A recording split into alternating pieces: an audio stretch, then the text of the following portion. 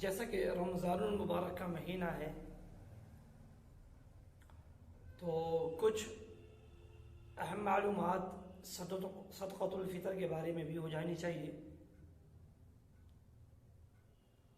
صدقۃ الفطر کس پر واجب ہے؟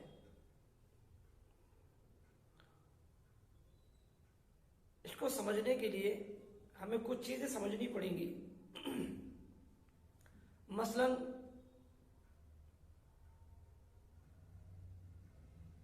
کسی کے پاس سامان تجارت، یعنی جس شخص کے پاس سامان تجارت ہے جس سے وہ نفع حاصل کر رہا ہے، فائدہ حاصل کر رہا ہے، اب وہ دکان میں چاہے سامان ہو یا زمین ہو یا پلاٹ ہو یا مکان ہو، کوئی بھی چیز ہو، لیکن نیت اس کی اس میں یہ ہو کہ میں اسے نفع حاصل کرنے کے لیے کر رہا ہوں۔ نفع حاصل کرنے کی نیت ہونی چاہیے۔ اسی طریقے سے سونا ہے، چاندی ہے،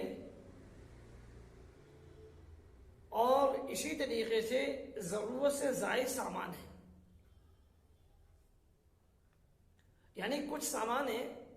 جو ہمارے گھر میں ضرورت سے زائد رکھا ہے،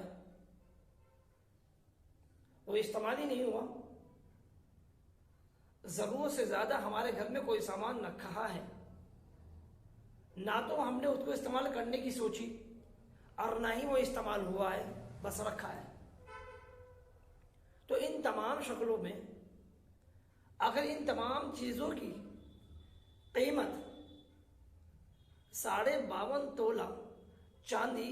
یا 7.5 تولہ سونے کے بقدر ہو جائے، یعنی اس کی قیمت کے برابر ہو جائے، تو اس شخص کے اوپر صدقۃ الفطر واجب، یعنی اس کو صدقۃ الفطر ادا کرنا پڑے گا۔ اور اسی طریقے سے صدقۃ الفطر ادا کرنے کے لیے ضروری ہے کہ ہم اس دن کا متعین کریں کہ یعنی کون سا دن، یعنی عید کا دن، عید کے دن کو ہم متعین کریں کہ ہاں ہم اس دن میں شروع ہوتے ہی، دن کے شروع ہوتے ہی ہم ان چیزوں کے مالک ہو چکے ہیں، یعنی وہ جو قیمت میں نے ابھی بتائی ہے کہ 52.5 تولہ چاندی ہے، 7.5 تولہ سونا کے برابر، وہ جو قیمت سامان تجارت کی ہے یا سونے کی ہے، چاندی کی ہے، یہ گھر میں رکھی ہوئی ضرورت سے زائد کوئی چیز کی ہے، اتنی قیمت کے ہم اگر عید والے دن علی صبح ہم اس دن اس چیز کے مالک ہو گئے تو ہمیں صدقۃ الفطر ادا کرنا پڑے گا اور ہمارے پاس صدقۃ الفطر واجب ہو جائے گا۔ لیکن ضرورت اصلیہ سے زیادہ اگر ہمارے پاس گھر میں بھی سامان ہے اور وہ تھوڑا تھوڑا سب میں مل کر ضرورت اصلیہ سے زیادہ کوئی سامان اگر ہمارے گھر میں ہے اور وہ اتنی قیمت کو پہنچ جائے کہ 52.5 تولہ چاندی ہے، 7.5 تولہ سونا کے برابر اس کی قیمت ہو جائے اور اسی دن ہو جائے جس دن عید الفطر کا دن ہے علی صبح، تو ہمارے اوپر صدقۃ الفطر واجب ہو جائے گا، وہ صدقۃ الفطر ادا کرے گا۔ اب آیا صدقۃ الفطر کیا مرد پر اور عورت پر دونوں پر ہے؟ ہاں، اگر عورت بھی اس نصاب کے اندر آتی ہے اور اتنی ملکیت میں آتی ہے، اس کے بعد اتنا سامان ہے، تو ضرور وہ بھی صدقۃ الفطر ادا کرے گی، لیکن صدقۃ الفطر وہ صرف اپنی جانب سے ادا کرے گی، صدقۃ الفطر وہ اپنی جانب سے ادا کرے گی، کسی دوسرے کی جانب سے ادا نہیں کر سکتی، جیسا کہ مرد کا معاملہ ہے۔ مرد کا معاملہ ہے کہ وہ جب صدقۃ الفطر ادا کرے گا تو وہ اپنے نابالغ بچوں کی طرف سے بھی کرے گا، لڑکے کی طرف سے بھی کرے گا، لڑکیوں کی طرف سے بھی کرے گا۔ گنجائش تو بالغ کو دینے کی بھی ہے، اگر بشرط یہ ہے کہ وہ اس سے اجازت لے لے۔ اسی طریقے سے بیوی کی طرف سے بھی دے سکتا ہے، شرط یہ ہے کہ وہ اجازت دے دے۔ تو شوہر اپنی بیوی کی طرف سے ادا کر سکتا ہے اور اپنے بالغ بچے کی طرف سے بھی ادا کر سکتا ہے، شرط یہ ہے کہ وہ اجازت دے دے۔ لیکن ہاں، عورت نہ تو وہ اپنے نابالغ بچے اور نہ نابالغ بچیاں، نابالغ بچے نہ نابالغ بچیوں کی طرف سے صدقۃ الفطر دینے کی ضامن نہیں ہے، اور صدقۃ الفطر ادا نہیں کرے گی۔ صدقۃ الفطر کتنی مقدار میں دینا چاہیے؟ تو اس میں اکثریت کے قول کے مطابق 1.25 کلو، بعضوں نے لکھا کہ 2.25 کلو، 2.25 کلو، اور بعض نے اکثریت نے لکھا کہ 2.25 کلو۔ تو لہذا اگر کوئی اعلیٰ پر عمل کرنا چاہے تو 2.25 کلو دے سکتا ہے، اور کم پر عمل کرنا چاہے تو 2.25 کلو دے سکتا ہے۔ اور بازار کی قیمت سے دے کر کہ 2.25 کیا کلو ہے آٹا یا گیہوں کیا کلو ہے، اس حساب سے اس کی قیمت لگا کر کے دے دے۔ تھوڑا اگر کسی چیز کا خدشہ ہو، کم ہونے کا اندیشہ ہو تو تھوڑا سا زیادہ کر کے دے دے، کیا کوئی بات نہیں۔ ہاں، صدقۃ الفطر اس سے علاوہ اگر کوئی اور چیز کو دینا چاہے، مثلا کھجور کا دینا ہے، یا مطلب جو کا دینا ہے،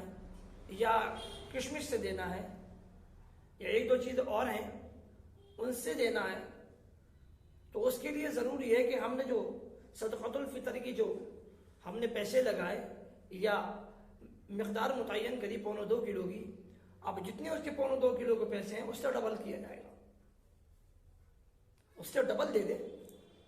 اگر 2.25 کلو کی قیمت کے 60 روپے بنتے ہیں تو 120 روپے دے، 70 بنتے ہیں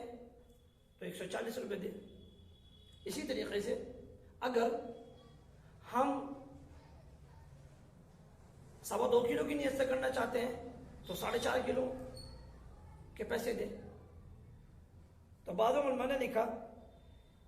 کہ اگر ہم کھجور دے رہے ہیں یا جو دے رہے ہیں یا کشمش دے رہے ہیں یا اور چیز دے رہے ہیں جو جن کے اوپر ہے، تو وہی چیز دی جائے گی، قیمت نہیں دی جائے گی۔ لیکن امام ابو حنیفہ رحمہ اللہ فرماتے ہیں کہ وہ چیز بھی دے دی جائے گی اور اس کی قیمت بھی ادا کر دی جائے گی، بہر صورت صدقۃ الفطر ادا ہو جائے گا۔ صدقۃ الفطر ادا کرنے کے لیے ہمیں یہ بھی دیکھنا چاہیے کہ ہم جس کو دے رہے ہیں وہ اس کا حقدار ہے یا نہیں ہے۔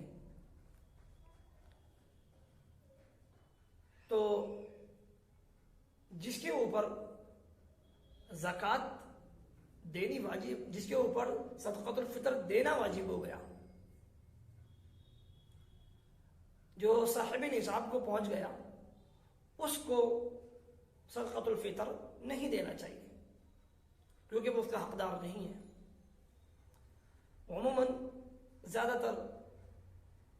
آپ کی نظروں میں اگر کوئی غریب غربا ہو، آپ کی نظروں میں کوئی اگر کمزور ہو، چاہے وہ رشتہ داری کیوں نہ ہو، اگر رشتہ دار بھی ہو تو بلکہ رشتہ دار کو تو دینا اور بھی بہتر ہے، انہیں خاموشی دے دیا جائے، اور کسی کو بھی دیا جائے، یہ جتا کر نہ دیا جائے کہ میں صدقۃ الفطر دے رہا ہوں، خاموشی سے دے دیا جائے۔ یہی زکوٰۃ کا طریقہ ہے اور یہی صدقۃ الفطر کا طریقہ ہے کہ بول کر دینا ضروری نہیں ہے، یہ خاموشی سے پکڑا دیا جائے، دے دیا جائے۔ یہ ایک مسلمان کا مدد کرنا ہے جو اللہ نے ایک دوسرے کا حق ایک دوسرے کے اوپر رکھا ہے۔ تو لہذا